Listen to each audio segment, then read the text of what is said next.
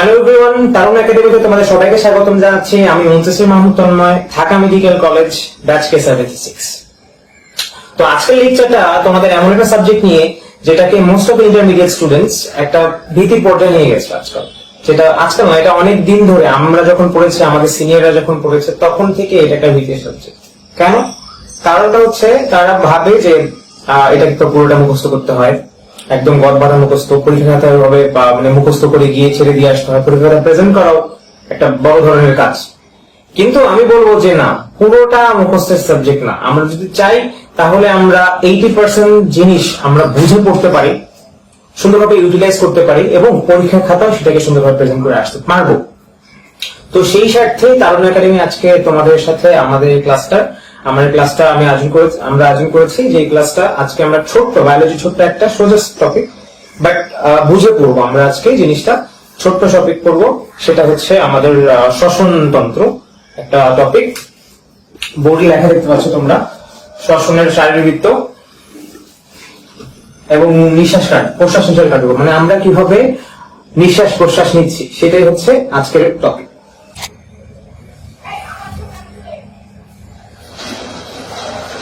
তো যদি শ্বসন আমরা বুঝতে চাই, তো প্রথমত আমাদেরকে জানতে হবে শ্বসন জিনিসটা কি।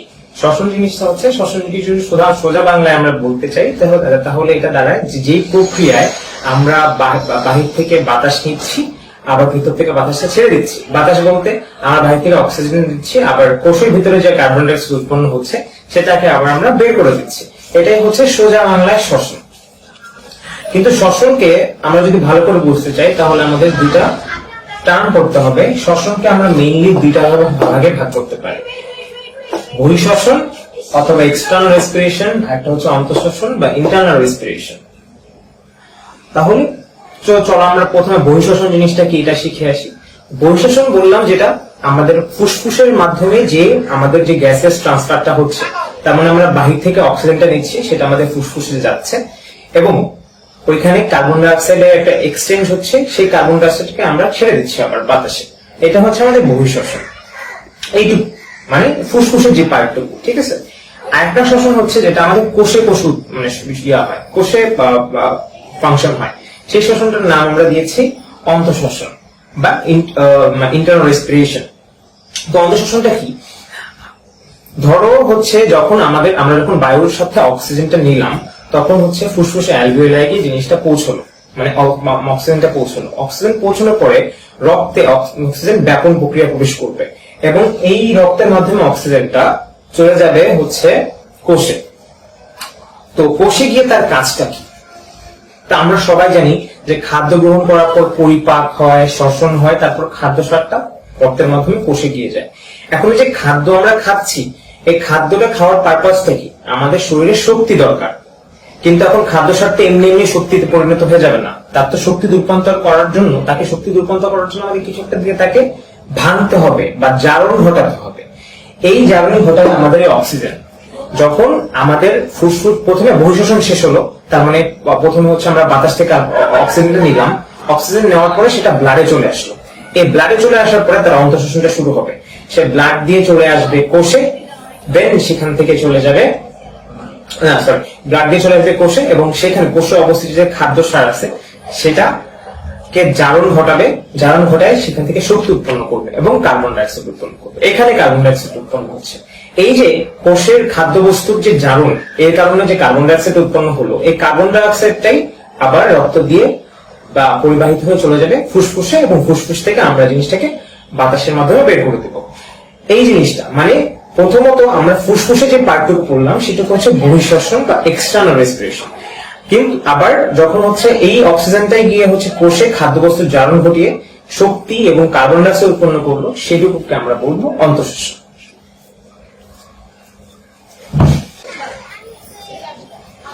তাহলে চলো আজকে আমাদের মেইন টপিকে চলে যাওয়া যাক। আজকে আমাদের মেইন যে হাইলাইট করার বিষয়, মেইন যে আমরা মেকানিজমটা আজকে বুঝতে যাচ্ছি, সেটা হচ্ছে প্রশ্বাস এবং নিঃশ্বাস কার্যক্রম। কিভাবে আমাদের প্রশ্বাস নিঃশ্বাস কার্যক্রমটা চলছে তাই তো। তো আমাদের যে হোল রেসপিরেশন মেকানিজমটা আছে, তো আমরা সেটাকে দুইটা স্টেপে বিভক্ত করতে পারি। একটা হচ্ছে প্রশ্বাস বা ইন্সপিরেশন, একটা হচ্ছে নিঃশ্বাস বা এক্সপিরেশন। তো যদি হোল প্রসেসের টাইম ডিউরেশন আমরা ধরি, তাহলে পুরো শ্বসনের টাইম লাগে হচ্ছে 5 সেকেন্ড। আর তাহলে এর মধ্যে প্রশ্বাসের টাইম লাগবে 2 সেকেন্ড, নিঃশ্বাসের টাইম লাগবে 3 সেকেন্ড। তাহলে চলো আমরা শুরু করে দিই আজকের পড়া, যে ইন্সপিরেশন কিভাবে হয়। মানে প্রথম ধাপ হচ্ছে প্রশ্বাস। প্রশ্বাস দিয়ে শুরু করতে হবে। প্রশ্বাস কিভাবে হয়, তো আমরা এর আগে বলে রাখি যে আমাদের যে পুরো যে শ্বসন প্রক্রিয়া বা শ্বসনের যে মেকানিজমটা চলছে, এটা নিয়ন্ত্রিত হয় আমাদের মস্তিষ্কে অবস্থিত কিছু শ্বসন কেন্দ্র দ্বারা। ঠিক আছে, তো শ্বসন কেন্দ্র দ্বারা নিয়ন্ত্রিত হয়। শ্বসন কেন্দ্র মস্তিষ্কের স্পেসিফিক জায়গায় কিছু রেসপিরেটরি সেন্টার্স বা শ্বসন কেন্দ্র থাকে, যেগুলো আসলে এই প্রশ্বাস নিঃশ্বাস এবং প্রশ্বাস নিঃশ্বাসের যে রেট, মানে রেট অফ রেসপিরেশন, এগুলো নিয়ন্ত্রণ করবে। তো ইন্টারমিডিয়েট লেভেলে প্রশ্বাস শ্বসন কেন্দ্র তোমাদের অত বেশি একটা ইম্পর্টেন্ট না, এই জন্য আজকে শ্বসন কেন্দ্র আমাদের টপিকও না, এই জন্য শ্বসন কেন্দ্রটা ইয়ে করছি। বাট এটা আজকে পড়বো কিভাবে শ্বসন কেন্দ্র দ্বারা আমাদের পুরো মেকানিজমটা নিয়ন্ত্রিত হয়। তো প্রথমে শুরু করি হচ্ছে ইন্সপিরেশন দিয়ে। তো এটাকে যদি আমরা একটা বক্ষ গহ্বর মানে থোরাসিক ক্যাভিটির সাইড যদি আমরা কল্পনা করে নেই, আমাদের সাইড ভিউ যদি কল্পনা করে নেই, তাহলে আমাদের পুরো বক্ষ গহ্বরটা গঠিত হয় কি হবে, এটা আমরা আগে শিখি। যে পুরো বক্ষ গহ্বরের পিছনে থাকবে হচ্ছে আমাদের কশেরুকা, সামনে থাকবে হচ্ছে স্টারনাম, দুই পাশে এটাকে ইনক্লোজ মানে বক্ষ গহ্বরটাকে আবদ্ধ করবে হচ্ছে কৌশুকা বা রিবস, তাই তো। তো এখন ইন্সপিরেশন বা শিখতে গেলে আমাদের শিখতে হবে যে ইন্সপিরেশনের মাসেল কি কি বা পেশি কি কি। ইন্সপিরেশন বা প্রশ্বাসের জন্য বা শ্বসনের জন্য শ্বসনের প্রধান মাসেল হচ্ছে, প্রথমটা হচ্ছে ডায়াফ্রাম, একটা হচ্ছে ইন্টারকোস্টাল মাসেল। এখন ইন্টারকোস্টাল মাসেল বা পেশি, তো আমরা আগে প্রথম জানি যে ডায়াফ্রাম ইন্টারকোস্টাল পেশি আসলে কি। ডায়াফ্রামটা তোমরা সবাই 9-10 থেকে পড়ে আসছো, যে ডায়াফ্রাম হচ্ছে আমাদের বক্ষ গহ্বর এবং উদর গহ্বর পৃথককারী একটা মানে একটা মাসেলের শীট বা লেয়ার, যেটা আমাদের বক্ষ গহ্বর এবং উদর গহ্বরকে হচ্ছে আমাদের পৃথক করে রাখে। এটা হচ্ছে ডায়াফ্রাম, যেটাকে বাংলা ভাষায় আমরা বলে থাকি মধ্যচ্ছলা। তো এটা একটা প্রধান মাসেল। আরেকটা প্রধান মাসেল হচ্ছে ইন্টারকোস্টাল মাসেল বা ইন্টারকোস্টাল পেশি। তো ইন্টারকোস্টাল, এখন এই ইন্টারকোস্টাল কথাটা দিয়ে আমরা কি বুঝি? হ্যাঁ, আমরা মেডিকেলি বা বায়োলজিক্যাল টার্মে যদি অনেক কিছু শিখে থাকি, যেমন আমরা হার্ট রিলেটেড কোনো টপিক পড়ার সময় সেটাকে বলি কার্ডিয়াক, বা কিডনি বিষয়ক যদি কোনো টপিক পড়ে থাকি সেটাকে আমরা বলবো রেনাল। এরপরে লিভার বিষয়ক যদি কোনো টপিক থাকে সেটাকে বলবো আমরা হ্যাপাটিক। তেমন ভাবে যদি আমরা রিবস এর সাথে কানেক্টেড কোনো বা রিবস এর সাথে রিলেটেড কোনো টপিক পড়ি, তাহলে সেটাকে আমরা কোষ্ঠ। ঠিক আছে, যেমন আমরা জানি যে পিছনে থাকে কশেরুকা, সামনে স্টারনামের সাথে রিবস গুলো কি দিয়ে লাগে, একটা তরুণাস্থি দিয়ে লাগে। এই তরুণাস্থিকে আমরা বলি কোস্টাল কার্টিলেজ। তার মানে রিবস রিলেটেড কিছু আসলেই কোষ্ঠ কথাটা আসবে। তার মানে ইন্টারকোস্টাল, ইন্টার মানে কি মাঝামাঝি, ইন্টারকোস্টাল মানে হচ্ছে দুইটা কৌশুকার মাঝামাঝি যে মাসেলটা অবস্থান করবে সেটার নাম হচ্ছে ইন্টারকোস্টাল পেশি বা ইন্টারকোস্টাল মাসেল। তো শ্বসনের আরেকটা ইম্পর্টেন্ট মাসেল হচ্ছে ইন্টারকোস্টাল মাসেল। ঠিক আছে, তো এটা কিভাবে কাজ করে আমরা এটা এখন শিখবো। তো প্রথমে আমরা ইন্সপিরেশনে চলে আসি। প্রথমে রেসপিরেটরি সেন্টার, তো শুরু হবে হচ্ছে একটা সিগন্যাল দ্বারা। রেসপিরেটরি সেন্টার ব্রেনে থাকে, তো ব্রেনের রেসপিরেটরি সেন্টার থেকে একটা সিগন্যাল পাঠাবে, যেটা বোথ ডায়াফ্রাম এবং ইন্টারকোস্টাল পেশিতে এসে সেটাকে স্টিমুলেট করবে। যখন রেসপিরেটরি সেন্টার থেকে সিগন্যালটা ডায়াফ্রামে চলে আসবে, ডায়াফ্রাম সংকোচন হবে।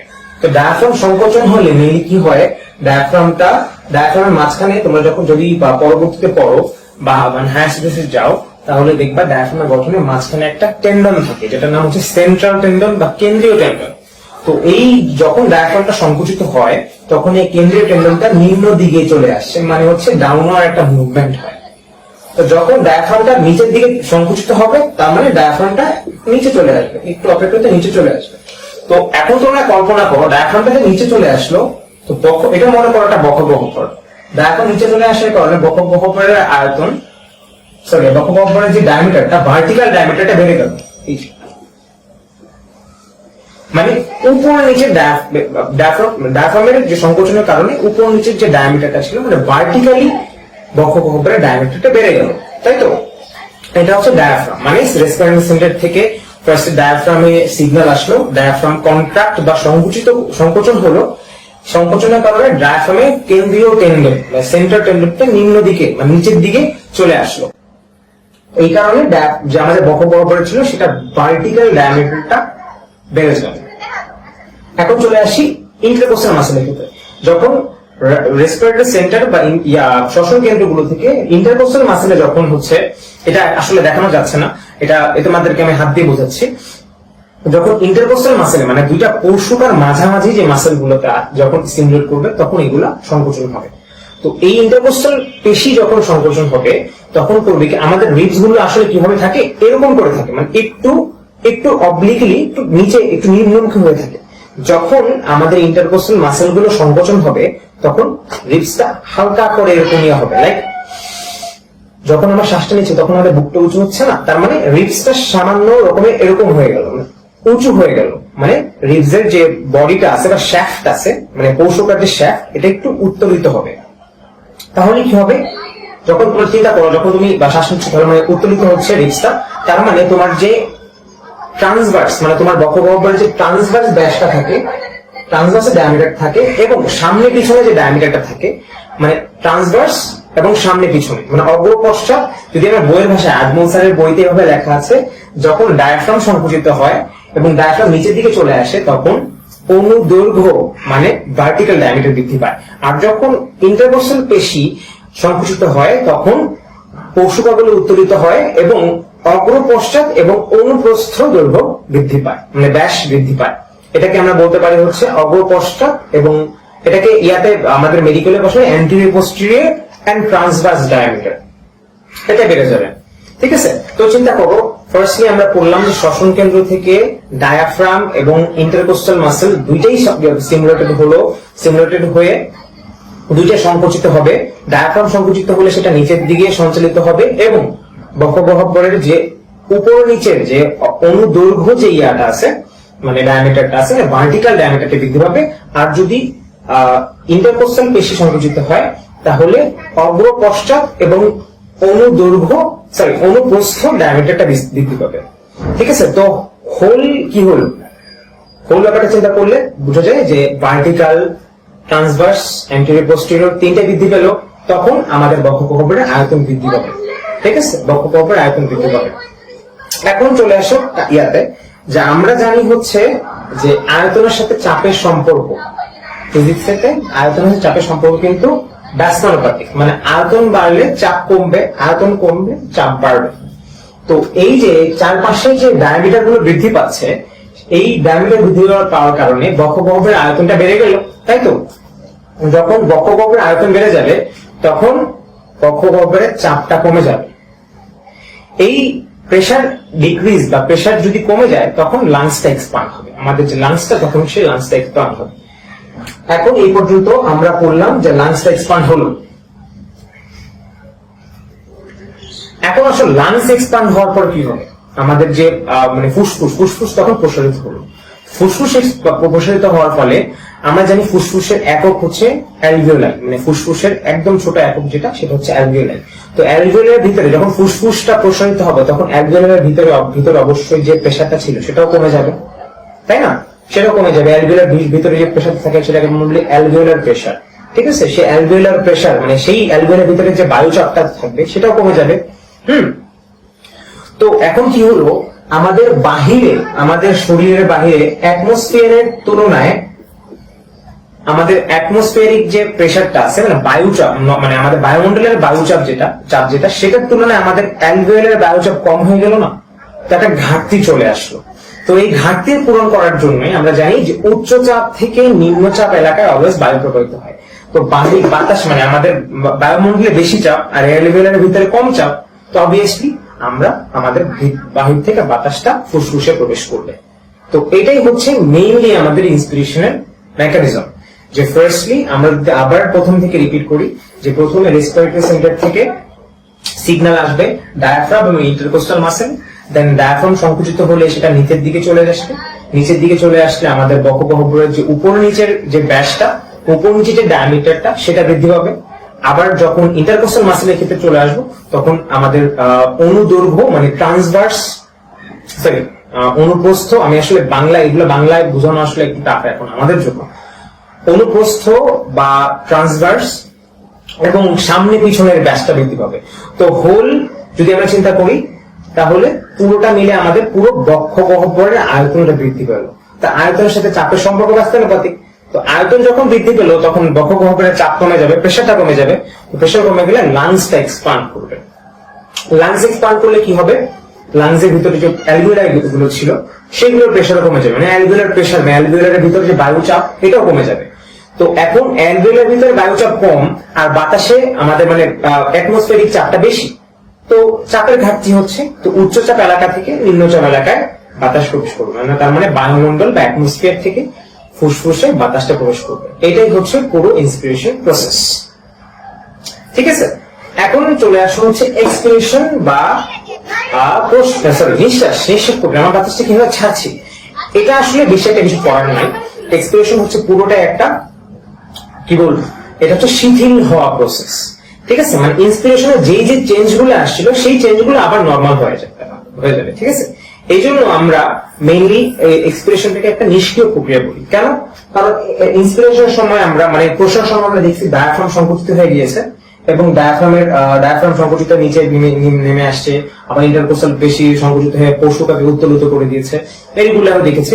তো এক্সপিরেশনের কিছু সময় কি হবে, এখানে সবসময় কোনো সিগন্যালের দরকার হবে না, জাস্ট কি হবে ডায়াফ্রামটা তার নর্মাল পজিশনে ফিরে আসবে এবং ইন্টারকোস্টাল পেশিটা তার নর্মাল পজিশনে মানে রিল্যাক্সেশন হবে। এই পুরো এক্সপিরেশন হচ্ছে মানে যে মাসেল গুলো আগে কন্ট্রাক্ট করছিল সেগুলো জাস্ট রিল্যাক্স হয়ে যাবে। ঠিক আছে, এটা হচ্ছে মেইন। তাহলে যদি আমি চিন্তা করি যখন হচ্ছে আমাদের ডায়াফ্রামটা তার নিজের জায়গায় ফিরে আসবে, মানে তার নর্মাল পজিশনে ফিরে আসবে, তখন আবার হচ্ছে ডায়ামিটারটা কমে যাবে, ভার্টিক্যাল ডায়ামিটারটা কমে যাবে। আবার যখন ইন্টারকোস্টাল পেশিটা যখন রিল্যাক্স করবে তখন আবার শ্যাফটটা কৌশুকাটা নিজস্ব পজিশনে চলে যাবে। তার মানে সব ডায়ামিটার কিন্তু তার নিজস্ব জায়গায় আবার কমে গিয়ে হচ্ছে বক্ষ গহ্বরের আয়তনটা এক্ষেত্রে কমে যাচ্ছে, তাই তো? তার মানে হচ্ছে আমাদের মানে উপর নিচের ডায়ামিটার, আবার দুই পাশে মানে হচ্ছে অনুপ্রস্থ ডায়ামিটার, অগ্রপশ্চাৎ ডায়ামিটার সবকিছু হচ্ছে আবার নর্মাল পজিশনে চলে আসবে। এবং এই ক্ষেত্রে কি হবে হচ্ছে ফুসফুসের যে অ্যালভিওলার প্রেসার ছিল সেই প্রেসারটা আবার হচ্ছে বেড়ে যাবে, তাই তো?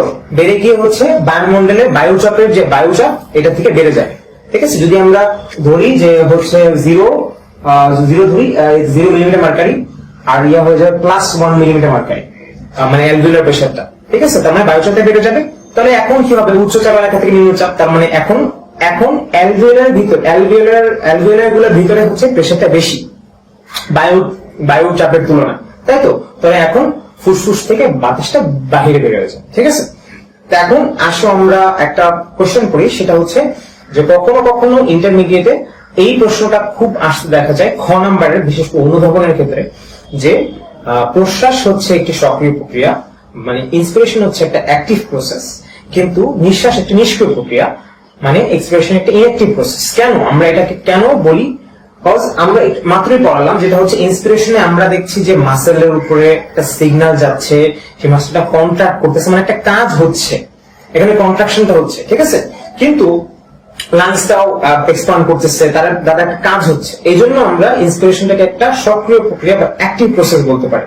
কিন্তু যে আমাদের যে এক্সপিরেশনটা আছে সেটা কিন্তু একটা অ্যাক্টিভ প্রসেস না, সেটা কিন্তু একটা ইনঅ্যাক্টিভ প্রসেস। কজ আমি বললাম যে হচ্ছে জাস্ট যেই মাসেল গুলা কন্ট্রাক্ট বা সংকুচিত হয়েছিল সেগুলো জাস্ট রিল্যাক্সে নিজের পজিশনে ফিরে আসবে। তাছাড়া আরেকটা কারণ আছে, আমাদের যে ফুসফুসের টিস্যু গুলো বা লাং টিস্যু গুলো সেগুলো মেইনলি তাদের এক প্রকারের ইলাস্টিক টেন্ডেন্সি থাকে। তার মানে আমরা যদি একটা রাবারকে টেনে ছেড়ে দিই তাহলে কিন্তু সে নিজের পজিশনে ফেরত যাবে। লাংসটা এরকম, লাংসটা ইন্সপিরেশনের সময় এক্সপান্ড করছিল, আবার সে কিছুক্ষণ পর নিজস্ব পজিশনে ফিরে আসবে ইলাস্টিক টেন্ডেন্সি কারণে। ঠিক আছে, এই জন্য মেইনলি বলা হয় যে এক্সপিরিমেন্টের সময় মেইনলি কোনো কাজ হয় না, জাস্ট এটা একটা শিথিল প্রক্রিয়া। ঠিক আছে, এটা একটা ইনঅ্যাক্টিভ প্রসেস। তো আজকে আমরা শিখে ফেললাম যে শ্বসন কিভাবে হয় বা শ্বসনের শারীরবৃত্ত বা প্রশ্বাস নিঃশ্বাস কিভাবে হয়। আর আজকে আমরা আরেকটা টপিক পড়বো, সেটা হচ্ছে ফুসফুসের একক বা অ্যালভিওলাই।